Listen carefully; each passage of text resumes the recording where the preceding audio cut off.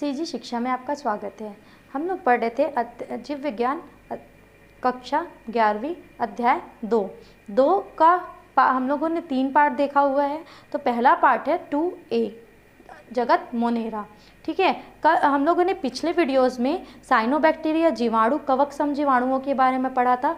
अब हम लोग इस वीडियो में हम लोग देखेंगे माइकोप्लाज्मा। क्लियर? तो माइकोप्लाज्मा क्या होता है, उनका पोषण विधि क्या होता है, देखते हैं। माइकोप्लाज्मा जीवाणु जो होते हैं वो छोटे और विशिष्ट प्रोकैरियोटिक सूक्ष्म जीव होते हैं, जिसमें क्या होता है, कोशिका भित्ति का अभाव होता है और भरपूर बहुरूपता प्रदर्शित करते हैं। मतलब क्या है कि अलग अलग प्रकार के जो माइकोप्लाज्मा होते हैं वो अलग अलग शेप और साइज के होते हैं। इसको सर्वप्रथम किसने देखा था? नौकॉर्ड एवं रॉक्स नामक वैज्ञानिक ने 1898 में प्लूरोन्यूमोनिया से ग्रसित पशुओं के लार में संबंधित जो तरल पदार्थ होते हैं लार, उनमें विभिन्न आकारिकीय स्वरूपों को देखकर खोज निकाला था। प्लूरोन्यूमोनिया जो बीमारी होता है किनमें? पशुओं में। उससे जो ग्रसित पशु होते हैं उनके जो लार में मतलब तरल पदार्थ के रूप में क्या कुछ जीवाणुओं देखा। उन जीवाणुओं का जो आकार था वो बहुत चेंजेस था, तो उनको खोजा और नौकॉर्ड एवं रॉक्स नामक वैज्ञानिक ने ऐसे जीवों को लिए क्या किया, PPLO प्लूरोन्यूमोनिया लाइक ऑर्गेनिज्म नाम दिया। प्लूरोन्यूमोनिया लाइक ऑर्गेनिज्म, क्योंकि ये किसमें हुआ था? प्लूरोन्यूमोनिया जिस रोग जिस जंतु में हुआ था उसके लिए। ठीक है, इसके पूर्व पॉस्चर ने इसे पशुओं के प्लूरोन्यूमोनिया रोग की खोज की थी एवं बोरेल एवं उनके सहयोगियों ने PPLO मतलब प्लूरोन्यूमोनिया लाइक ऑर्गेनिज्म एस्टेरोकोकस माइकोइडिस नाम प्रस्तावित किया था। नोवाक ने इसे जीवाणु से बिल्कुल विलग मानते हुए इसको क्या हुआ, जीवाणुओं से बहुत ज़्यादा अलग माना और क्या किया, इसको नाम दिया माइकोप्लाज्मा। किसने? नोवाक ने 1929 में इसका वंशीय नाम के स्वरूप में प्रस्तावित किया। वर्तमान में इसका माइकोप्लाज्मा नाम से ही जाना जाता है। ये तो हो गया इसका हिस्ट्री। अब देखते हैं इसका लक्षण और संरचना। माइकोप्लाज्मा क्या होता है? एक कोशिकीय जीव होता है, प्रोकैरियोटिक होता है और बहुरूपी मतलब अलग अलग शेप और साइज में होता है। ये कार्बनिक पदार्थ से प्रचुर माध्यम में गोलाभ, तंतुल, ताराकार का मतलब होता है ऐसा, सर्कल, वृत्त आदि के रूप में मिलते हैं। इनके इस बहुरूपी गुण के कारण इसको क्या नाम दिया गया है? पादप जगत का जोकर कहा जाता है। किसको? माइकोप्लाज्मा को, क्योंकि इनका आकार जो होता है वो बहुत अलग अलग होता है। दूसरा है इनमें कोशिका भित्ति अनुपस्थित होती है तथा इनकी कोशिका जो होती है वो लिपिड और प्रोटीन की बनी त्रिस्तरीय इकाई की झिल्ली से घिरी रहती है ना। इसका जो कोशिका भित्ति होता है इसमें अभाव होता है, लेकिन इसका जो कोशिका होता है वो लिपिड और किससे बना होता है?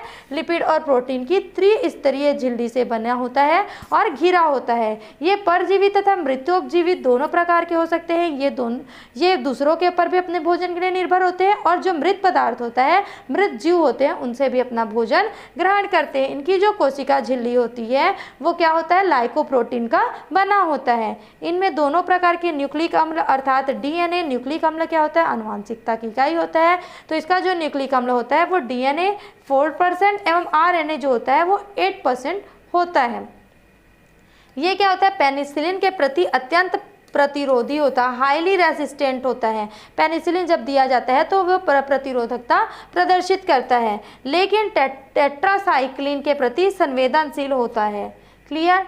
इसके कोशिका द्रव्य में DNA RNA के अतिरिक्त राइबोसोम्स तथा घुलनशील प्रोटीन्स उपापचयी उत्पाद पदार्थ उपस्थित होते हैं। इनका जो कोशिका द्रव्य होता है कोशिका के अंदर में, उनमें क्या हो जाता है? DNA RNA के अलावा और क्या पाया जाता है? घुलनशील प्रोटीन होते हैं और क्या होते हैं? उपापचयी पदार्थ उपस्थित होते हैं। जब संवर्धन माध्यम में माइकोप्लाज्मा को जैसा रखा रहता है तो तेल के जैसा कॉलोनी के रूप में दिखाई देता है और इसका अंडा, ठीक है, इसका जो आमाप होता है वो 330 एंगस्ट्रॉम से 500 एंगस्ट्रॉम के बीच का होता है। यह सबसे छोटा कोशिकीय जीव कहा जाता है। इसकी वृद्धि एवं प्रजनन 1 से 3 घंटे में पूर्ण हो जाती है। जब इसका मतलब कोई भी माइकोप्लाज्मा का जो वृद्धि होता है और प्रजनन होता है वो लगभग कितना टाइम का ड्यूरेशन लेता है? 1 से 3 घंटे का। माइकोप्लाज्मा में प्रजनन कैसे होता है? माइकोप्लाज्मा में प्रजनन की जो क्रिया होती है वो कलिकायन द्वारा होती है, बडिंग द्वारा या फिर बाइनरी फिजन के द्वारा होती है। माइकोप्लाज्मा जो होता है वो लेड लेवी में प्रजनन की क्रिया का अध्ययन किया गया। लेड लेवी नामक माइकोप्लाज्मा था, उसमें किसका अध्ययन किया गया? इसके प्रजनन का। इसके प्रजनन एवं जीवन चक्र में बहुत सारी लगभग 4 अवस्थाएं होती हैं, जो प्राथमिक कोशिका का है प्राइमरी सेल बॉडी, द्वितीयक कोशिका का है सेकेंडरी सेल बॉडी, तृतीयक कोशिका है टर्शरी सेल बॉडी तथा चतुर्थक कोशिकाएं क्वार्टरनरी सेल बॉडी का फॉर्मेशन करते हैं, क्या कहलाते हैं। ठीक है, प्राथमिक कोशिका का ही बढ़कर द्वितीयक कोशिकाएं और मध्यस्थ कोशिका में परिणत हो जाते हैं। द्वितीयक से तृतीयक, तृतीयक से चतुर्थक अवस्था बनता है, जिसके अंदर क्या होता है? प्राथमिक या प्रारंभिक कोशिका बनते हैं, जो बाहर निकल, जो चतुर्थक होता है उसके अंदर फिर से प्राथमिक कोशिका बनता है, कोशिका काय, और बाहर निकलता है। नए प्राथमिक कोशिका काय जो होते हैं वो बॉडी में, नए बॉडी में परिवर्तित हो जाते हैं। माइकोप्लाज्मा द्वारा होने वाले रोग।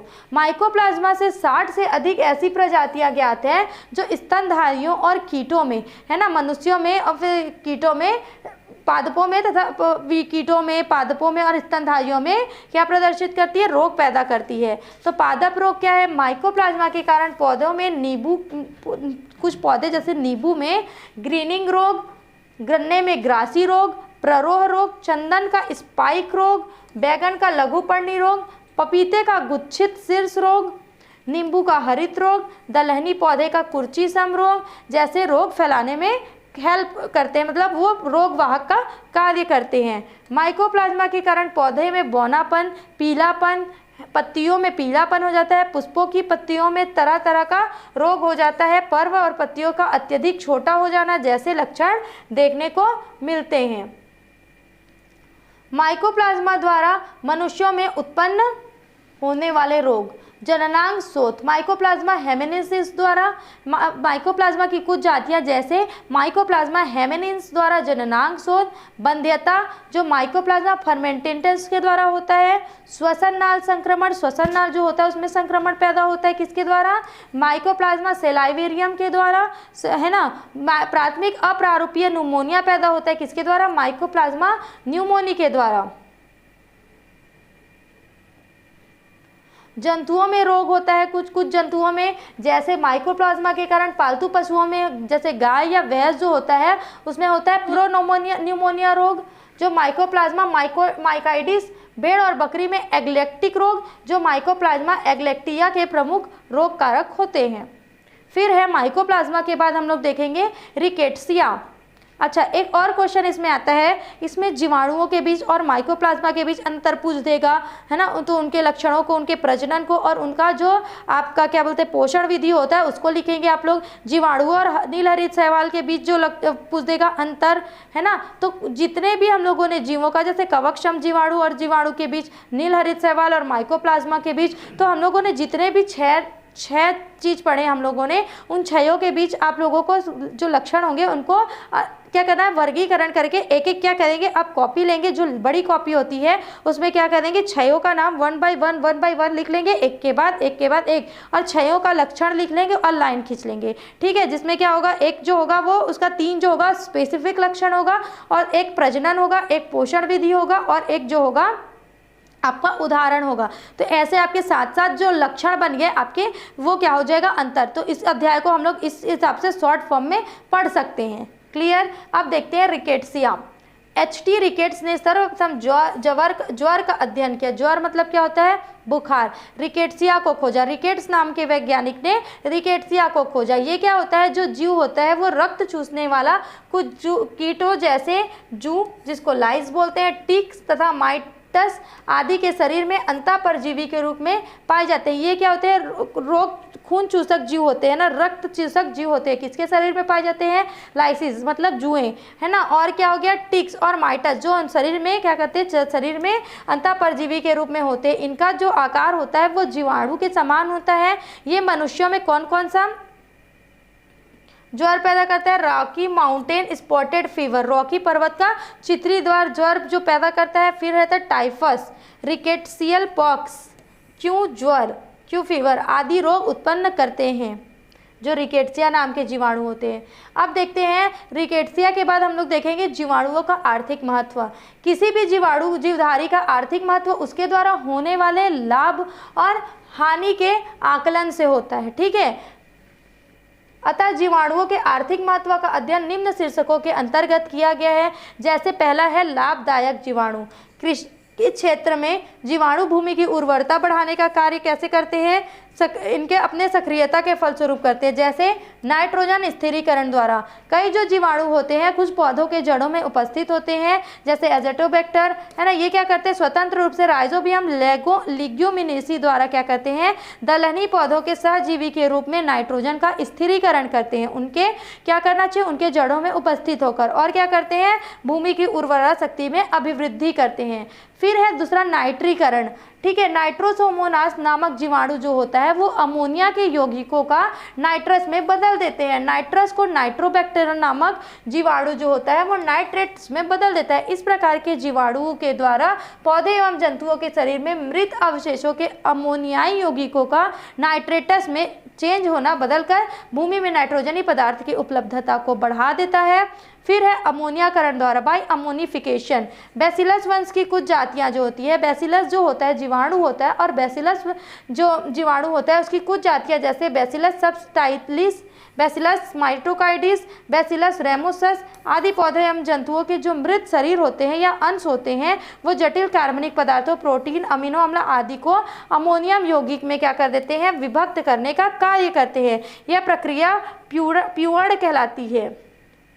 फिर दूसरा है विभिन्न उद्योगों में, इन वेरियस इंडस्ट्री। डेयरी उद्योग में दूध से दही बदलने का, मट्ठा, मक्खन, पनीर, योगर्ट आदि के निर्माण और उत्पादन की प्रक्रिया में जीवाणु महत्वपूर्ण भूमिका निभाते हैं। जैसे स्ट्रेप्टोकोकस लैक्टिस जो होता है वो क्या करता है, जो दूध को दही में कन्वर्ट करने का काम करता है। स्ट्रेप्टोकोकस लैक्टिस की सक्रियता से छाछ का उत्पादन किया जाता है। मक्खन एवं घी के उत्पादन के लिए स्ट्रेप्टोकोकस लैक्टिस नामक जीवाणु जिम्मेदार होता है। लैक्टोबैसिलस जीवाणु जो होता है वो सेपनीर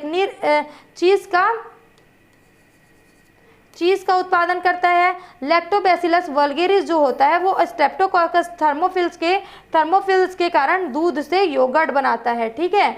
फिर सिरका उद्योग में भी इसका उपयोग होता है जीवाणुओं का। एसिटोबैक्टर एसिटी तथा बैसिलस एसिटी नामक जीवाणुओं द्वारा सुक्रोज विलयन का किण्वन कर सिरका का उत्पादन किया जाता है। देन उसके बाद है एसीटोन एवं अल्कोहल उत्पादन में, जब क्या होता है, मोलासेस से ब्यूटाइल अल्कोहल तथा एसीटोन का औद्योगिक स्तर पर उत्पादन किसके द्वारा होता है, क्लोस्ट्रीडियम एसीटोन्यूटालिकम का उपयोग किया जाता है। फिर है विटामिन उत्पादन में, क्लोस्ट्रीडियम ब्यूटालियम द्वारा कार्बोहाइड्रेट के किण्वन में राइबोफ्लेविन अर्थात विटामिन बी उत्पादित होता है।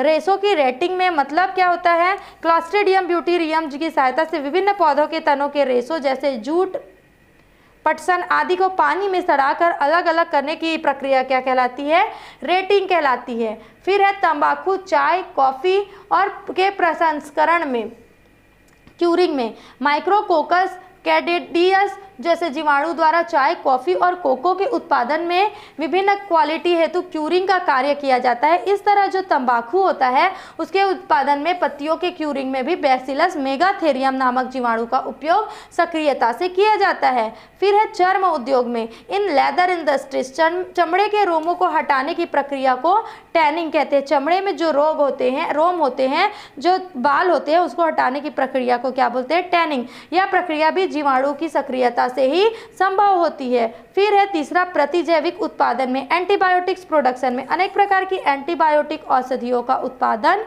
जीवाणुओं के द्वारा किया जाता है। ये सूक्ष्म जीवों द्वारा उत्पन्न जटिल रासायनिक पदार्थ है जो सूक्ष्म जीवों के द्वारा नष्ट होता है। इनकी अनुपस्थिति से एलोपैथिक चिकित्सा प्रणाली का कार्य करना दुर्भर हो सकता था। कुछ प्रतिजैविक के नाम है ग्रेमिसिडिन जिसका स्रोत है Bacillus brevis, polymyxin, Bacillus polymyxa, thiocillin, Bacillus cereus, proticin एवं लाइकेनोफॉर्मिन, बैसिलस लाइकेनोफॉर्मिस। ये जो स्रोत है, जीवाणु स्रोत, इन्हीं के द्वारा इस प्रकार के प्रतिजैविक हमको मिलते हैं। फिर है हानिकारक जीवाणु, हार्मफुल बैक्टीरिया भी होते हैं, जो क्या होते हैं, विभिन्न प्रकार के रोगों को, बीमारियों को क्या करते हैं, रोगवाहक का कार्य करते हैं। जैसे है प्रधान का ब्लाइट स्पॉट रोग, तो इसमें क्या है, जैंथोमोनास ओराइजी। नींबू का कैंकर रोग, जैंथोमोनास सिट्री। कपास का एन्यूलेगर धब्बा रोग, जैंथोमोनास मोल्वेरेसी। मनुष्य में कौन कौन से रोग पैदा करते हैं, निमोनिया, डिप्लोकोकस न्यूमोनी, हैजा, विब्रियो कॉलरी, पैचिस, सिगेला डिसेंट्री। पशुओं के रोग हैं, पालतू पशुओं में एक्टिनोमाइकोसिस रोग जो होता है वो माइकोबैक्टीरियम बोविस के द्वारा होता है। भेड़ों का एंथ्रेकस रोग जो होता है वो बैसिलस एनेक्रिसी द्वारा होता है। विब्रियोसिस जो होता है विब्रियल स्टेटस के माध्यम से होता है। उसके बाद है, देखो इन सब रोगों को कौन कौन से जीवाणु पैदा करते हैं वो तो पता चल गया। अब देखते हैं भोजन को विषाक्तता, भोजन में फूड पॉइजनिंग। क्या कहते हैं, कुछ जीवाणु जो होते हैं वो अवयवों में या भोज्य पदार्थों में मिलकर उसको विषैले पदार्थों में क्या कर देते हैं, कन्वर्ट कर देते हैं, जिससे भोजन जहरीला हो जाता है। इस कार्य में क्लॉस्ट्रीडियम बाटुलिनम प्रमुख है। इनके द्वारा होने वाले जो भोजन होते हैं उनमें क्या होता है, खाने के बाद उल्टी, पेट दर्द, सिर में चक्कर आना, सिर में दर्द, दस्त, पेचिश तथा मृत्यु भी हो सकती है। यह जो होता है साल्मोनेला स्टेफाइलोकोकस स्ट्रेप्टोकोकस के द्वारा होता है। फिर है विनाइट्रीकरण, बैसिलस डीनाइट्रिफिकेंस के द्वारा यायो बैसिलस डिजाइनिटिफिकेशंस जो होते हैं, आदि जीवाणु जो होते हैं वो मृदा के नाइट्राइट, नाइट्रेट और अमोनिया को अंततः नाइट्रोजन में परिवर्तित कर देते हैं और मृदा की उर्वरा शक्ति को क्या करते हैं, हानि पहुंचाते हैं। उसके बाद है लुगदी तथा कागज अपघटन में एरोबैक्टर, एरोजेंकस, डाइसेफेलोविब्रियो आदि कागज या कागज की जो लुगदी होती है वो क्या करती है, निम्नीकरण या अपघटन का कार्य करते हैं। इनके कारण क्या होता है, वृद्धि से कागज में गांठें तथा धब्बे बन जाते हैं, जिसके कारण उसकी गुणवत्ता को काफ़ी क्षति पहुंचती है, क्योंकि ऐसे कागज की सीटों के बीच बीच में छेद बन जाता है। फिर है भूमिगत पाइपों को सड़ाना, अंदर में जो कुछ ऑक्सीकरण जीवाणु जो होते हैं भूमिगत गंधक को सल्फ्यूरिक अम्ल में बदल देता है ना, सल्फर को सल्फ्यूरिक अम्ल में बदल देता है। तो जो जीवाणु भूमि के अंदर पाए जाने वाले सल्फेट्स का अपचयन करके गंधक में सल्फाइड HH को मुक्त करते हैं, जिससे पानी में बदबू पैदा होती है तथा भूमि में बिछे जो लोहे के पाइप जो होते हैं उनमें क्या करते हैं, छेद कर देते हैं, जिससे पूरी पाइपलाइन खराब हो जाती है। साथ ही साथ पीने का जो पानी होता है वो भी क्या होता है, प्रदूषित हो जाता है। इन सब जो 6 आपके पास हम लोगों ने 6 क्या पढ़ा, जगत मोनेरा के सदस्यों का लक्षण पढ़ा, उनके प्रजनन और पोषण की विधि पढ़ी, उनसे लाभ और हानियां पढ़ी, उनसे लाभ में कौन कौन से लाभ होते हैं और जो हानियों के कारण जो से रोग और अनियमितताएं होती हैं उन सभी का अध्ययन हम लोगों ने जगत मोनेरा में पढ़ा। अब आगे हम लोग नेक्स्ट वीडियो में देखेंगे दूसरे जगत की स्टोरी। ठीक है, इस चैप्टर को हम लोग यहीं पे समाप्त करते हैं। आई होप आपको सारे टॉपिक्स जो होगा वो क्लियर होगा। सीजी शिक्षा में जुड़े रहने के लिए धन्यवाद।